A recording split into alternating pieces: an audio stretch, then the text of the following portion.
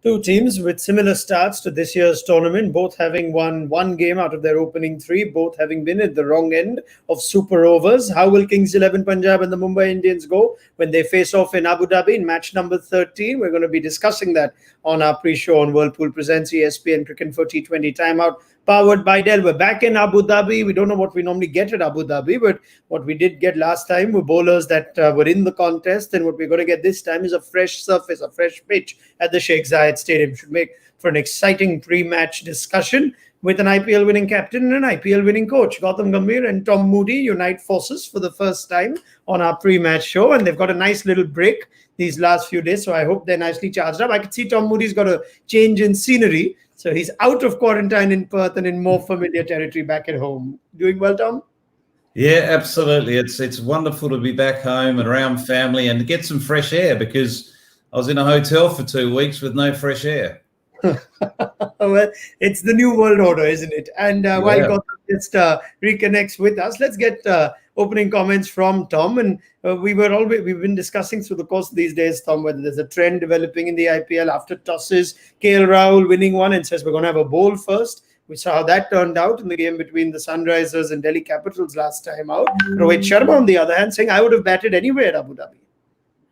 Yeah, look, it's an interesting one, isn't it? We're seeing a bit of a flip of a trend, which we've seen over the last few years, where teams batting second have had the dominance with regards to the outcome of matches. But I can understand, particularly tonight, I can understand KL Rahul deciding to bowl first for two reasons. One, it's a new pitch, so there may be just a little bit of freshness to that pitch. So it enables, his spearhead bowlers in Mohammad Shami and Sheldon Cottrell to be able to take advantage of that new ball and try to make some inroads into that Mumbai Indians playing 11. And the second part is the dew factor. You just never know the how considerable the dew is going to be in the second half of the game. The last thing you want to do is have that huge disadvantage of trying to field and bowl in those conditions.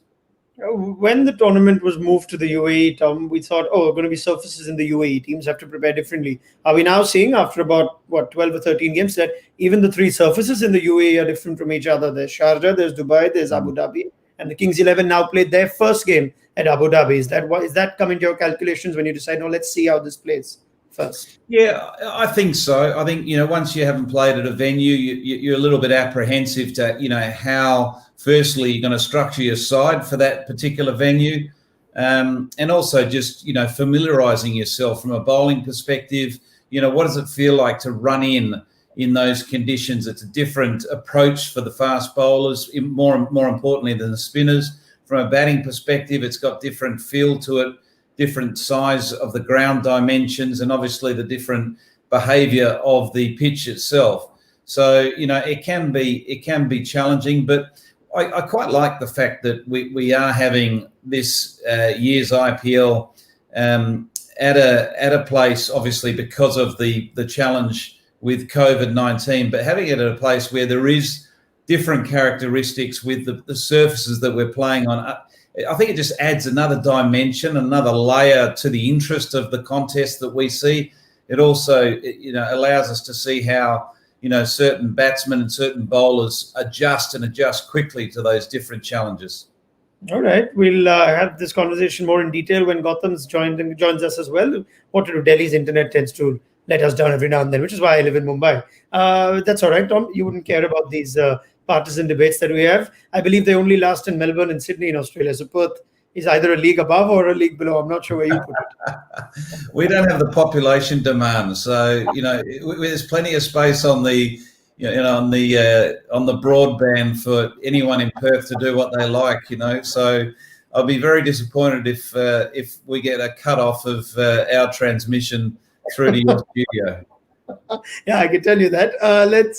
That even your hotel connection was brilliant. So you're back home now. We hope to have Gautam Gambhir. But let's continue the discussion on Punjab. They've made one change to their team. We were wondering if they would still go with two leg spinners. RCB went with two leg spinners against Mumbai last game in Dubai, and Pollard and Ishan Kishan took a liking to them towards the end. There were chances dropped though in that game. Let's give credit to those players. But K. Gautam comes back after starting the season and missing the next two. And out goes Murugan Ashwin. Sheldon Cottrell keeps his place. There was some chit-chat on whether Mujib would get a game out here, but that's not happened. Otherwise, the rest of the team is largely unchanged. Thoughts on that call, Tom?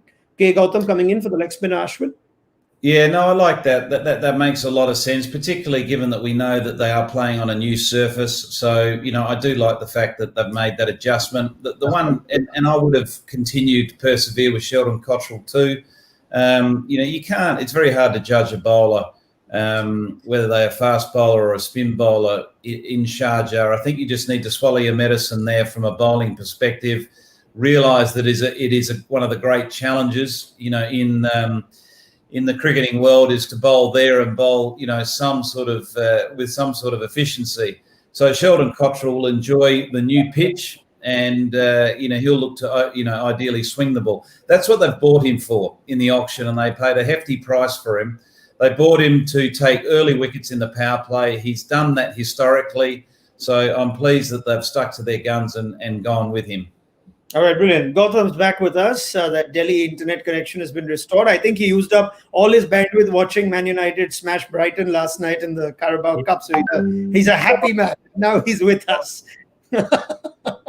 But Gautam, we're discussing the Punjab team, the one change that they made. Just before we started the live show, you had a quick comment on how they've not found a place for Mujibur Rahman. They've dropped Murugan Ashwin and played the extra off spin of K. Gautam, who played the first game. What did you make of that call?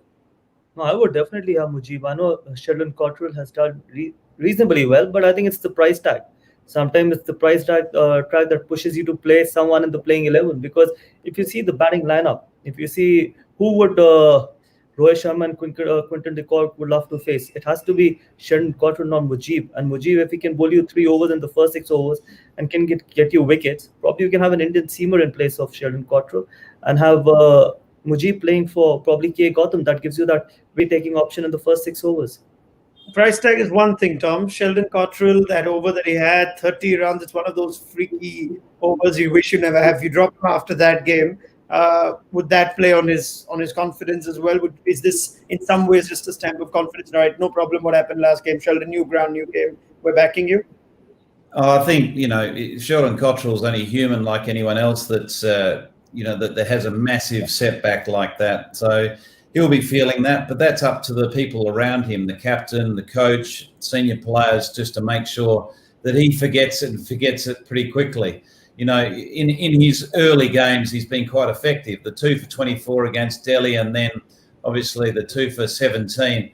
So, at the end of the day, for me, I would be sticking with Sheldon Cottrell. So I'll just slightly, change it up in the sense that I would definitely go with Mujib, but I would be looking to play Mujib instead of Neesham.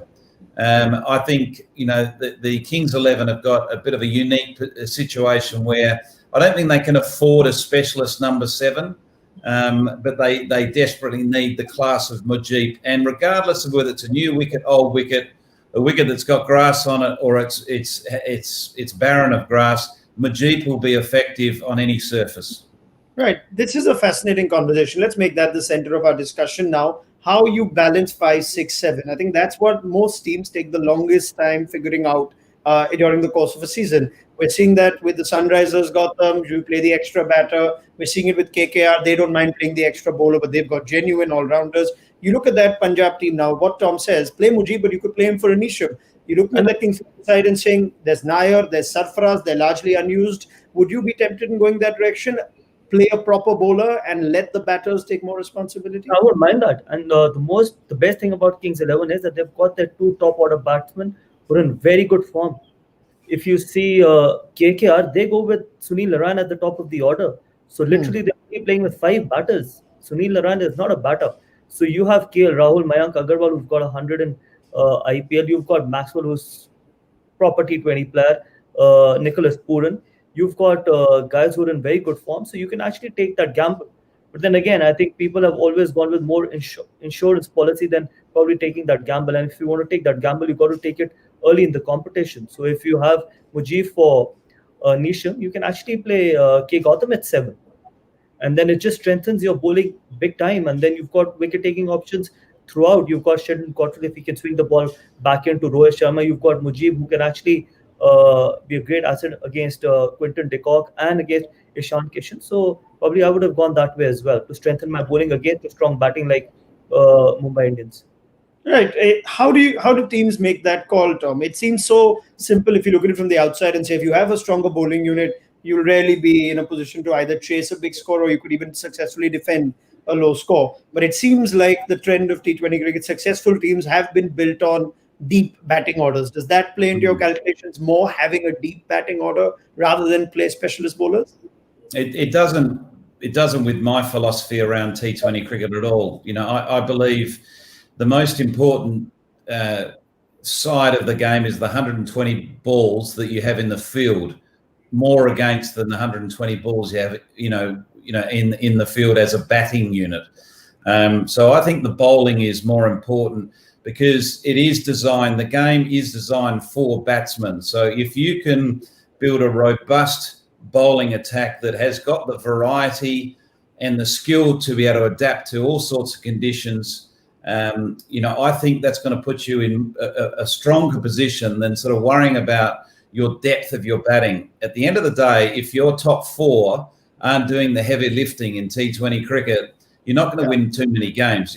And if you're relying on, your number 5, 6, and 7 to, win you the games, well, I think you're going to be chasing more games than you'd ideally like to. So personally, what this discussion really does emphasise is how important those quality, genuine all-rounders are. And that's why we see in the auction so often they go for prices that, at times are gobsmacking.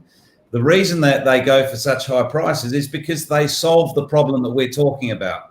Yeah. They give you that genuine bowler, plus they're a class act with the bat. They can bat in the top 5. You don't have too many of those, though. Yes, Gautam, please. Ronak, that's a myth, what you just spoke about, that quality teams are not built around strong batting lineups. Actually, they're built around bowling lineups. KKR was never, in my 7 years, KKR was never built on strong batting lineups. If you see our bowling attack, we had Sunil Narayan, Shakib Hassan, we had Pat Cummings, all those guys. We had quality bowling attack.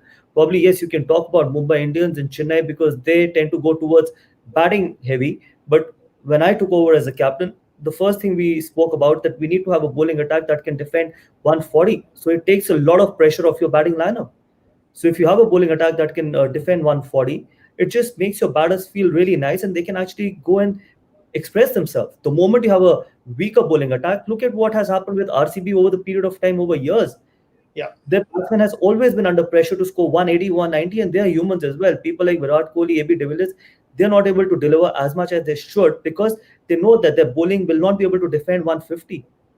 So that's the reason. I absolutely agree with Tom. When Sunrisers won under him, they had a very strong bowling attack. They had Mustafa Zur. They had a strong bowling lineup who could defend 150. So that's why I feel that bowling is much more important in any format, especially in T20 cricket as compared to batting. Yeah, I guess where I was coming from, Gautam, was a team that has depth in batting. The World T20 winning sides had a Darren Sammy, had a Brathwaite, had someone who could come in and hit at 7, 8, 9. But do you always have that personnel? And in the absence of that, if you have a Punjab where you've now got Sarfaraz Khan, Karun Nair, who bats, say, 5, 6, and then Jimmy Neesham 7, are you better advised then to say, let's leave one of those out and play a specialist bowler? It then comes down to a captain, I'm guessing, a batting captain, an opening batsman is captain, like a KL Rahul, to say, yeah, we could do with the extra bowler. Is that where the captain becomes a big decision maker, Gautam? Yeah, because there are times when I've captained the side and I've always felt that, oh, number 7, I need an all-rounder, because if I have a poor bowler at number 7, it puts a lot of pressure on my own self to actually deliver because we're actually only going with 6 batters. So sometimes as a captain, you stop thinking like a batter. So as a captain, you start thinking about that insurance policy, but you got to take that gamble. You got to take up that responsibility. Yes, it looks really nice on that playing sheet that when you have people like Jimmy Neesham batting at 7 and you feel that, oh, we've got that insurance policy. But then there are times when you feel that you've got K Gautam as your number 7 and suddenly the pressure starts coming on the entire batting lineup. So are you willing to take that responsibility? Are you willing to take that pressure? because as a captain you already anyways have a lot of pressure. So would you want that depth, or would you want that six batters and a bowling attack that can defend 140? So probably I would have definitely taken that gamble, and I have taken that gamble at times to go with six batters and five pure bowlers. Right. It also, I guess, this is just to end this conversation. Who do you think wins you more games? Is it your top three? Is it the five, six, seven, or is it your bowlers? Or can that conversation not be had in isolation, Tom? Does it depend on the personnel that you've actually got? Well, a lot depends on your personnel. Lots depends on the opposition you're playing against, and a lot depends in the conditions you're playing in. But I think both Gotham and I are on the same page with regards to the relevance of importance. And that is that sort of swinging player that comes in at number 7 that can bowl for you a bit and bat if he gets a chance to bat. And more often than not, he only bats because you haven't batted that well as a top order. Is he more important than a specialist T20 bowler like a Mujib, for example? All right, brilliant. Good discussion, good fun. I want to throw another myth and say whether you play finishers, but I know what Gautam's going to say to that. That finishers is something we've created. Yeah, because you want to put that on the top guys. Yes, Gautam. Just want to add, unless you've got Andrew Russell, unless you've got a player of Andrew Russell's quality, I don't see anyone else apart from Andrew Russell who can actually win your game at number 7. No one in this competition. Not even Hardik Pandya, not even Karan Pollard. It's only Andrew Russell, and you don't have many in going around in world cricket at the moment. And we still talk about Andrew Russell being pushed to bat at number 5. So imagine, you don't even put him at number 6 or 7. So why have a number 7 like a Jimmy Neesham? You rather have a pure bowler, and then who gives you 4 overs and probably gets you 2 or 3 wickets. Yeah, it'd be fascinating, isn't it, to just go deep into old archives and see how many times teams have gone in within the insurance and how many times they've actually used it and how many times it's resulted in wins. So that's work for someone else in Cricinfo to figure out. We'll come back to that in a bit. Let's look at the Mumbai team as we confirm no changes in spite of the super over defeat to the Royal Challengers Bangalore. Some chit-chat on whether James Pattinson, after one off game, could have made way for a Nathan Coulter-Nile. We're not quite sure if he's fully fit, but there's no news on him being unfit. So if you have all the bowlers available, McClanahan, Coulter-Nile included, could Mumbai have made some changes there? Otherwise, the rest of the team is pretty much the same. Ishan Kishan with a brilliant knock on his first game, and he came in as a replacement for Saurabh Tiwari. Gautam, no surprises, no changes for MI?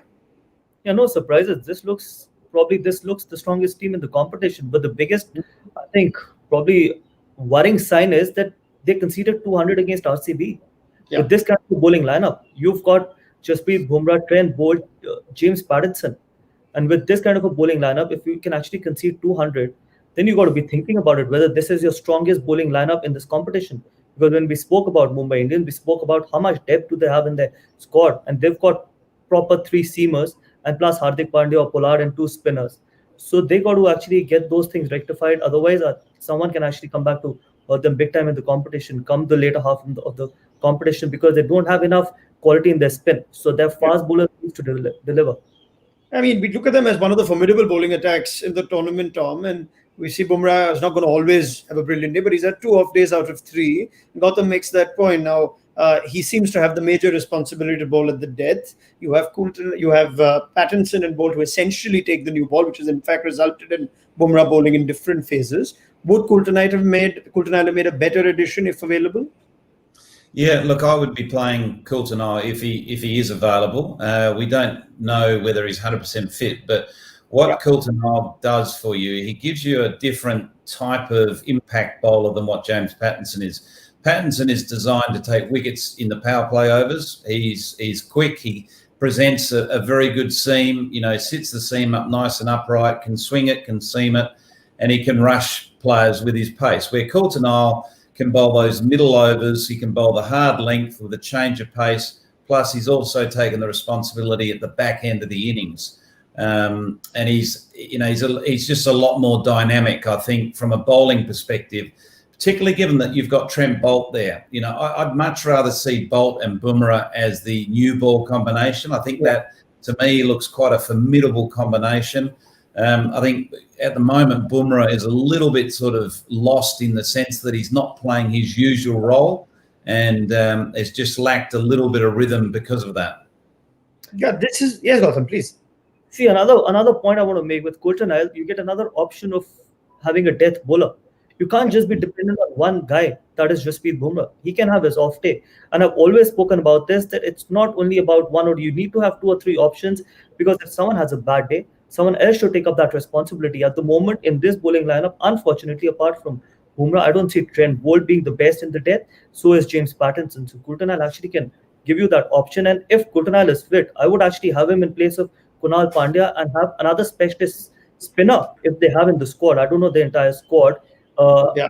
Jayant, the other seems the likeliest if you were looking for an off spinner, but the wrist spin reserves are quite thin, bottom.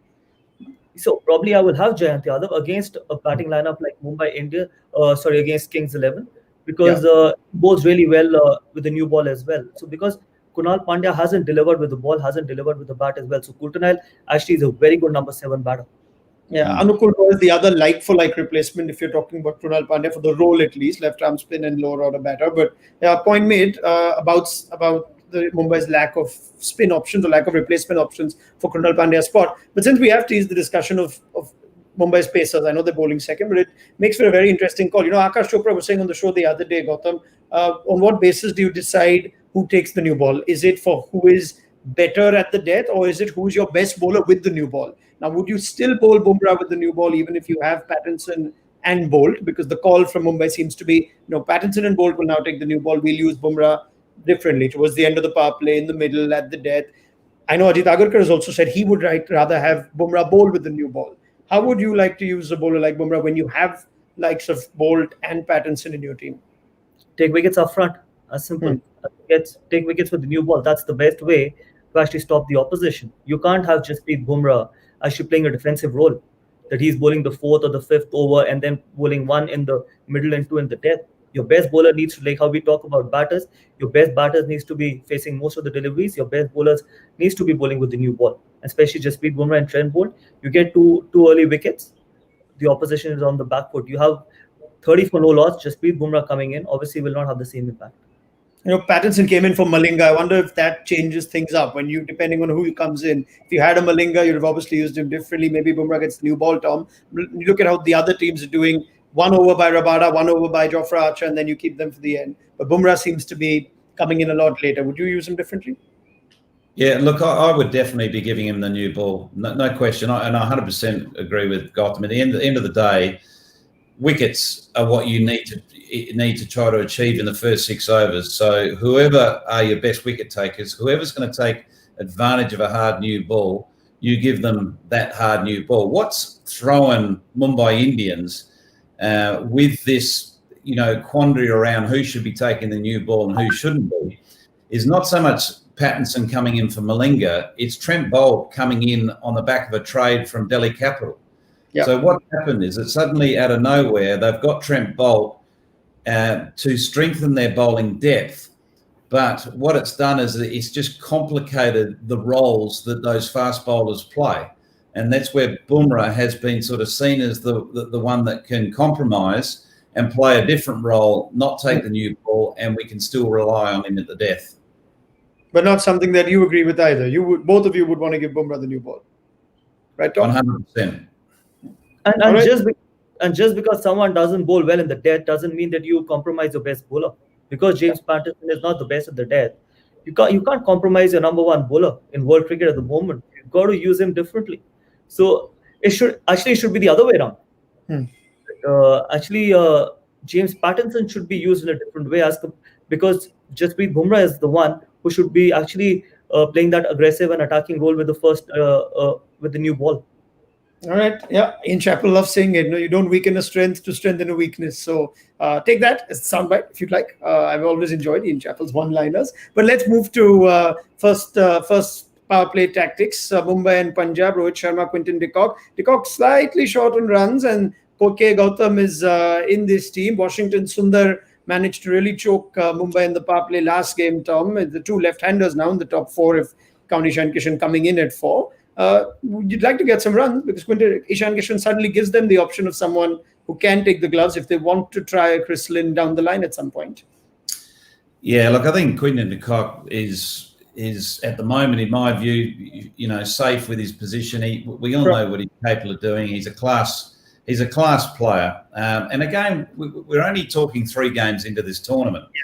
You know, for Mumbai Indians to have the tournament they would like to have, you know, they need to trust their class and not just sort of start rotating players in and out of the side, because that's when you lose that sort of trust within the playing group and confidence within the playing group. If anything, when you back someone, you know, they pay you back in spades, you know, if you do back them and sort of get them accustomed to the tournament and into the tournament from a playing perspective. And in the early days itself, Gautam, with everyone having won and everyone having lost, both these teams with 1 win out of 3, gives you the impression now that even from these early stages, all the points are going to matter. This is a big game. You don't want to be 1 win out of 4 at the end of tonight. It just puts you under a lot of pressure, especially in the first half of the competition. And as we've seen it last time around as well, that 4 teams on 16, 4 teams on 12. So you want to try and win as many games as you can in the first half of the competition, so that actually the pressure just goes off in the second half. You don't want to take it to the crunch situation where it becomes a must-win game as well. No team likes that. No player likes that as well. So I think it's going to be an important game for both the teams, because suddenly you end up losing 3 and 4, puts you under a lot of pressure. All right, Gautam Gambhir, Tom Moody, let's pick up this conversation in 20 overs time. Let's see how Mumbai go against Kings 11 Punjab, and we'll get thoughts during the innings break from both Tom and Gautam. Many thanks to them, and do we hope for the pleasure of your company on our mid-inning show on Whirlpool Presents ESPN Cricket for T20 Timeout, powered by Dell.